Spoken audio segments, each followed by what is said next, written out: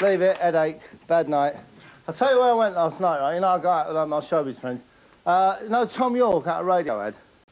You must know Tom York out of Radiohead. Only like the biggest pop star in the entire Western world.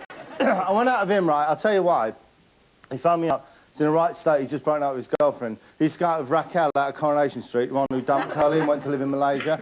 He scouted with her and they was going to get married, but she wanted to keep her own name, like a lot of actresses do, and have a double-barreled name. And then she called the wedding off because she realised she'd be Sarah Lancashire York, which is pretty ridiculous. And then he'd gone out, you know Sheryl Crow, big pop singer? Kind of very attractive in a kind of camel sort of way. Every day is a... He went out with her, and she had exactly the same problem. She called it off because she thought, I'll wind up being called Cheryl, your crow. And then, how ugly is that? Oh, here you go. This is a bit of gossip that'll probably be coming out. It will be coming out soon, so I might as well show it to you now. This is me. I've joined Prodigy. What happens is he runs around going, I'm fire starter, I'm fire starter, and I go behind with a big bucket of sand. Like that. Because, you know, it can be dangerous, this. And also, anyone want some aftershave? Because I'll tell you why, because I ain't going to wear this stuff no more. Because what it is when you put this on, I found that I would just walk into a bar, restaurant, Wimpy, somewhere like that, and just go up to a woman and go, hi, how you doing? Do you want to come home and sleep with me? I couldn't do any, I'd try and like chat it, but it was just all, and basically, so I've stopped using it now. Because it's, there you go. Obvious, very, very ugly thing to wear. What have we got? Oh, do you like the new place, by the way? Do you like it? Yeah. I'll tell you why I'm here, actually, because they said to me, right, I said, I'm Steed, I'm John Steed, and they go, no, we got this other old bloke now, he's going to be John Steed, and we want you to be Gambit. And I thought, bollocks. I'm not going to get my hair all curly and wind up on a coffee advert doing that. So I added it and I've come home. I've come home with the ump like that. What have we got? Oh, here, look. Oh, ructions. Don't talk to me about ructions. You've got no idea. What about this? Scylla come round my house, right? She come round and I said, Scylla, you want to borrow a chocolate? And I gave her a chocolate bar, wouldn't eat it. Right? I had to give her that. Right? Seriously, that's all she will eat, Star Bar. So Brucey come round, and I said to Brucey, do you want some pineapple chunks, right? And he said, oh, no, I don't want normal pineapple. And I said, well, do you want star pineapple chunks? And he said, no, Scylla's the star. I want to, look, this is what I have to buy for him, look. Wonder Star. They're bloody ridiculous. Oh, this shouldn't be here either. Look, I bought this, and I walked out the shop without paying for it, look. I'll get in trouble for that. No, seriously. So, I'll tell you what I've done, right? I've had this thing fitted in my wall. It's called a dumb waiter, all right? Basically, what it is, there's a little bloke down there in a dicky bow who can't speak, right? And I'll keep him in the wall. No, it's fantastic, look.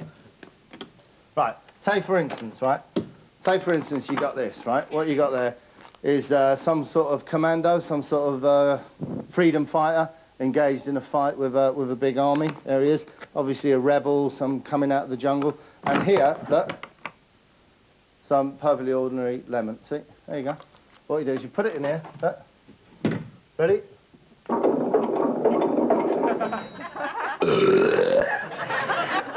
And then my family, right? My family, my Welsh cook, she mixes it all up in a bowl. Look at that. There you go. There you go. Look at that lemon curd. Lemon curd. Oh. I don't know why I invite you people around, to be honest. Well, listen, I'll tell you what. You're lucky to find me in, because obviously this time of night, normally I'd be out and about. Hello? Hello, Vanessa. Yeah, it's me. Yeah? No, I'm at the car. No, it's parked in the same place where I dropped you off before. Where did you leave it? Hang on, sorry, it's Vanessa Fell. I dropped it off before. You left what, your lunchbox? What, you left it outside the car? I don't know, it might still... Oh, I found it, Vanessa, I found it. No, I found it, it's here. It's here. No, it's here. I'll bring it up here. It's all right. I'll bring it up to your office. All right, see you later. Here we go. Oh, now then, that shouldn't have been left lying around. I'm sorry about this, then. Just give me a second. I've got... I'll show it to you, but don't go running off telling everyone that you've seen my bit, right? My copy of it. Look at that. Fantastic new board game, Outrun the Hand Grenade. Okay?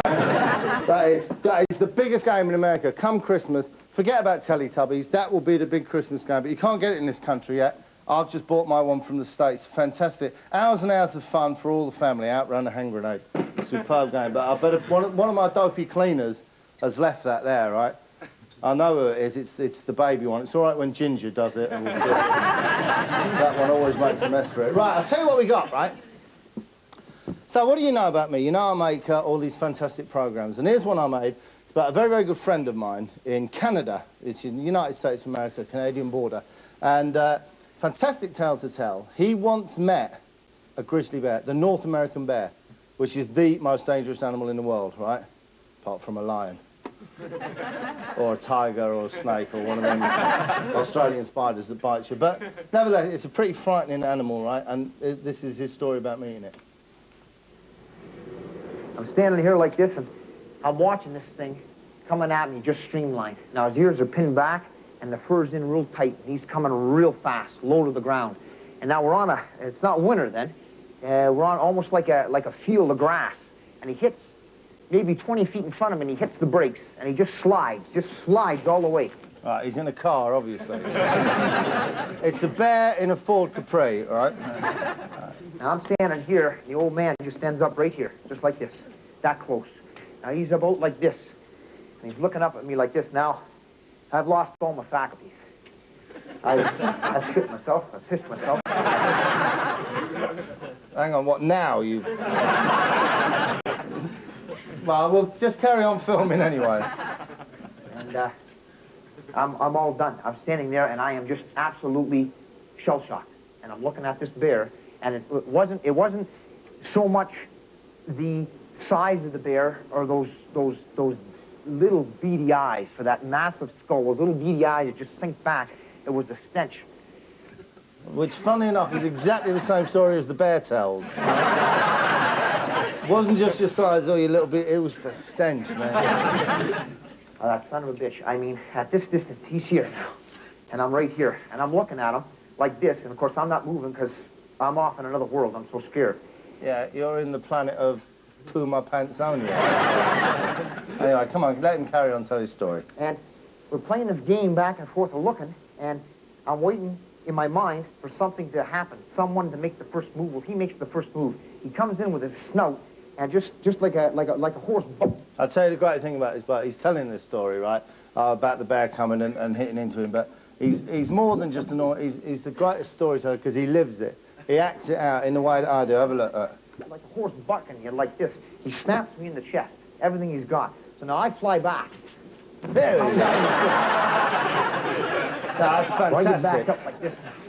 Because when I'm laying there, and I'm looking at this old man, all the theories of all the experts are coming through my mind now. I haven't read nothing on grizzly bears, but from what I've watched from TV, they say, play dead. Right. Very important point. For any of you people, if you're ever attacked by a grizzly bear, right, you could be walking on, I don't know, Finsbury Park, somewhere like that, whatever. Big grizzly bear comes out, play dead. Just lie down on the ground, have nothing to do with it at all. It will come, it will smooch around you, but don't make any noise, don't make any sound, don't do anything to aggravate the bear. He's a trained woodsman, so obviously that's what he would have done, I think. So what I do is I draw a blade half out of sheath, just like this. Now, don't threaten a grizzly bear with a knife, okay? He doesn't show whether he catches the infraction or not, but I knew damn well he caught it. So I'm looking at this bear, and he's looking at me, and no sound. He's not jaw popping, he ain't swinging his head, he's just looking at me, just like this. So I draw him, and I'm standing there. And I look and I say, all right, old man, you're going to kill me sure as I'm standing here, because your fighting prowess is 50 times mine, and I know I'm going to die. But I am so pissed off with all the bullshit you put me through. I'm going to take both of these before I go down, sure as God made little green apples, and I'm going to shove them right up your ass, and that's a fact. I'm going to shove them up your ass. Don't do that to the bear, all right? And I just stood there, and we waited, and it was like time stood still. And he looks, and he goes like this, just like this, side to side, and... Right, just incidentally, if you go to London Zoo anyway, any animal behaviourologist will tell you that when a bear does that, it means you dopey, red-bearded moron. I'm going to rip your gizzards out. But funnily enough, no, see what happens, look. I swear to God, if a bear could smile, he could do that. And it was like, yeah, okay, I can see where you're coming from. He turns around, full 180 degrees, and he just walks away. absolutely fantastic. It's an absolutely true story. And what happened, right? We jump forward now in his story several years, because what's happened is he's been so moved by this experience that he wants to meet the bear again, okay? And to do this, he designs a suit. He's got a 7-year quest to design a suit which will protect him from a bear attack should he achieve his dream of meeting the bear again. So anyway, let's jump forward, and here he is. After 7 years of work, Troy Hurtubise has designed and built a suit of clothing that is guaranteed to protect him against a grizzly bear attack. Troy's on the phone. Just now, 7 years, and it cost him an awful lot of money, you would build a fantastic NASA state-of-the-art suit. What you wouldn't do is knock up some dopey Buzz Lightyear lookalike thing. From North Bay, Ontario. Hi, good morning. Good morning. How are you? Fine. This time you've done it, eh? Well, it's taken a while, but like I say, yeah, finally we got there. You've been a couple of other times. Yes, we have a couple of times over the years. But this is the suit. Yeah, this is the suit. $100,000 later. $100,000. I don't know what your relationship's like, but if I was to arrive home and say to my, hey, look, $100,000, yeah. Hello, goodbye. Absolute nonsense suit, but there it is. That's going to protect him from the grizzly bears, but obviously you've got to test it. You've got to put it through rigorous scientific testing. And hey, I mean rigorous scientific testing, all right? The log is going to bump me. Are you ready, Troy? I'm ready. Let's go.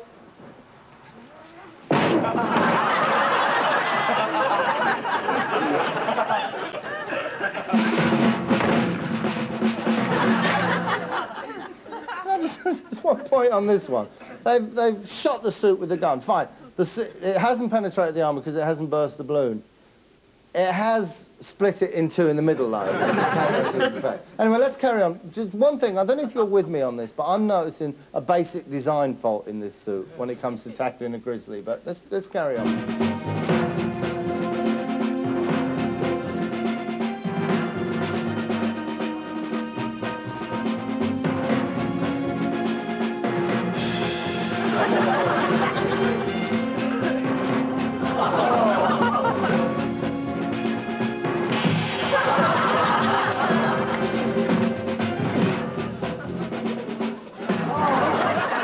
At this point, I interjected. Can I just say I interjected at this point, and I said, look, these are all controlled experiments, Troy. Why don't you get yourself into a situation when you're in real danger, okay? Danger that you can't control. So what he did, very bravely, is he went into a biker bar. Has anyone ever been in a biker bar? He went in a big biker bar, and he uttered the immortal phrase, bless him.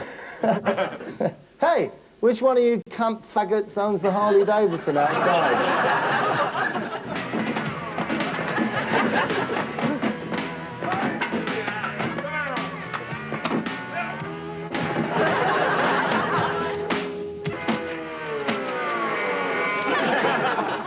So here he is, he's been beaten up by the Hells Angels, and he's completely unaffected. There is no damage to his brain at all. Just look at the way he's acting, perfectly normally. Oh, jeez. Jigger right. Hey. I'm afraid he's turned into Lionel Blair just for a second.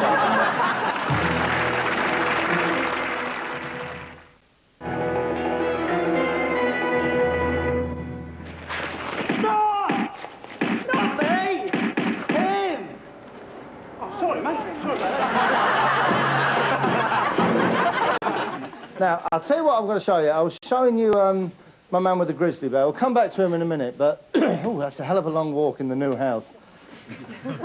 As you know, I spend a lot of my time with the police, both professionally and in my private life. And what I've got here, I went out with the police in America, and we've got them here searching a car. A car's been stopped, they've taken the occupants out, and they're searching the world's untidiest car. Wandering around the back of the car project tonight. I don't know if they're there this time. That's lovely. 2239. Is there any dope dogs on there? Now, he's asking for the dope dogs. There was a bag in the car that had some residue in it, so I'm going to have one of the drug-sniffing dogs come by and... Now, a drug-sniffing dog, don't be misled by this. In this country, that is a dog that can go through your bags, go through your satchels, go through your handbags, and sniff out any drugs that you've got. Don't worry, we haven't got them here tonight. But in America, it's a different thing. A drug-sniffing dog is a dog that sits around the station all day sniffing drugs. And they're completely gaga. Look, here's one here. They've said, go and get in the car. Go on in the car. Go on in the car. No, the car. No, the car. The big metal thing there, the car. In you go. I'll go in. Right, now, while you're in the car, Rover, just search through and find any drugs. No, don't have a sleep. Don't wee on the seat. And don't sniff my crotch, Rover. So what we've got here is the big dog in the car, and you might notice on the embankment the 3 occupants of the car. Ho, ho, ho! We got a runner! Sorry, the 2 occupants of the car.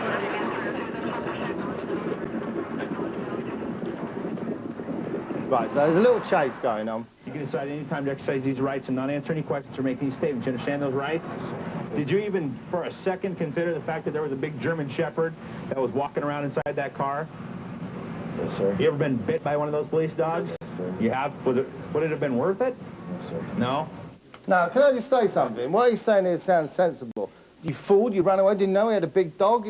I think you should be asking this question to the dog. Didn't you know we had one of the Bee Gees there? Huh? You ever been bitten by one of the Bee Gees? Do you think it would have been worth it? Actually, the bloke, oh, just, if you didn't fancy the old rock and roll music, you remember Killer? The old Killer, Jerry Lee Lewis? Funnily enough, this copper is Jerry Lee Lewis's son. It's Tommy Lee Lewis. And he doesn't play the piano, he doesn't sing rock and roll. And he doesn't have his dad's property. He's gone into a career in law enforcement. The one thing he has inherited from his dad is a penchant, as it were, for the underage bride. And I think I've got a bit of a clip talking about his family. Family is a very important element of this job. I have a beautiful wife of just over 2 years, and... No, to me, I'm sorry. I'm a liberal man, but to me, that's too young. Do you know what I mean? I mean, for a start, she won't be able to cook. Clean her, there'll be soiled nappies all over the thing. Anyway, listen, we're going back to my mate now, my mate who was out for the Grizzly Bear. Now, I directed this, and one thing I was after was a bit of cinematography. So I've got these beautiful shots, I'm sure you'll agree, all around the campfire. And I tried to create a mood. Remember the great warrior poets that would play chess the night before they went into battle? That's what we've got here, look. There he is. Game of chess going on, just getting their yin and their yang sorted out.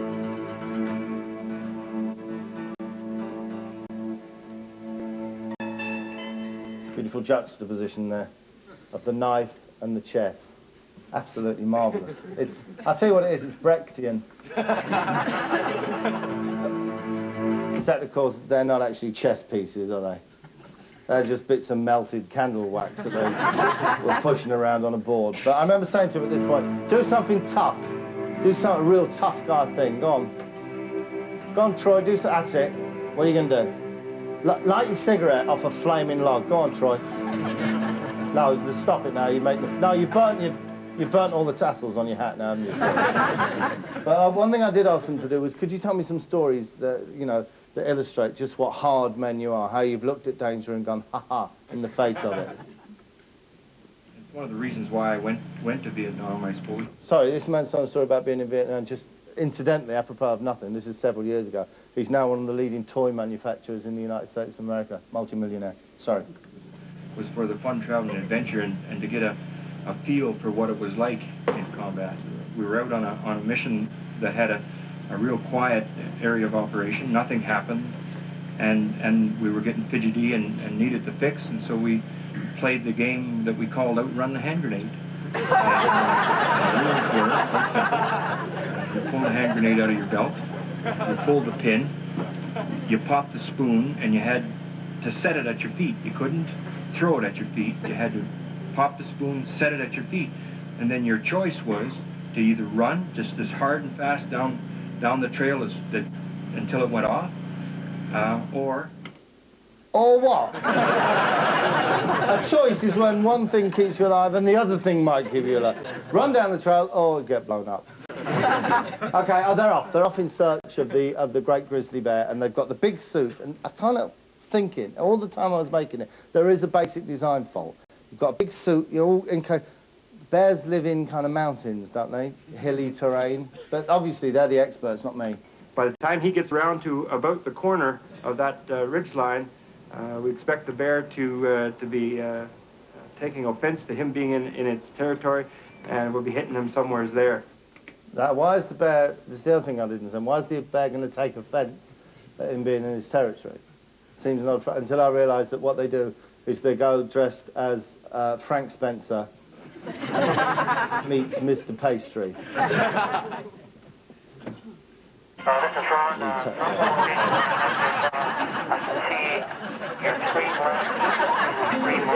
No, you would take offence. Anyway, come on.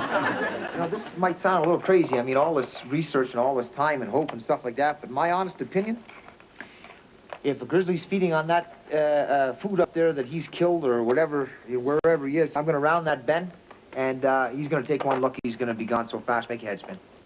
Right.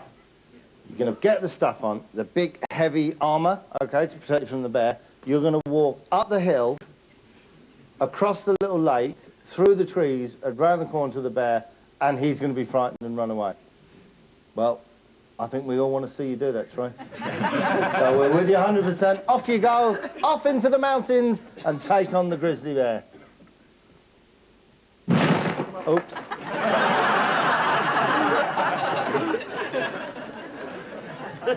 What if we carry you up to the grizzly bear there? So would that help at all? And now one of the great phrases. Oh, shit. Yeah, no, I'm like a fish out of water in this thing up here. I'm like a fish out of water in this thing up here. Troy, anywhere that hasn't got bars on the windows, you're like a fish out of water, my friend. Anyway, I've got to go. I'll see you later. Yep.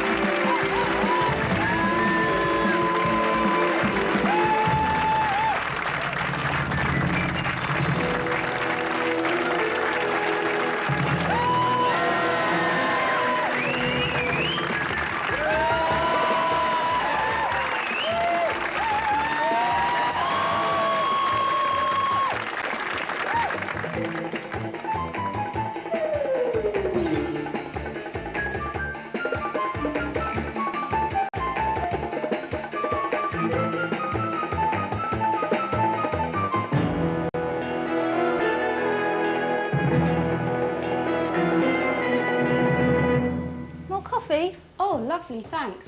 Are these kids all right? Oh, yeah, they're having a great time. They're playing some new game their dad brought them back from their home. What's that then? Oh, it's the biggest craze out there. It's called Outrun the... hand grenade.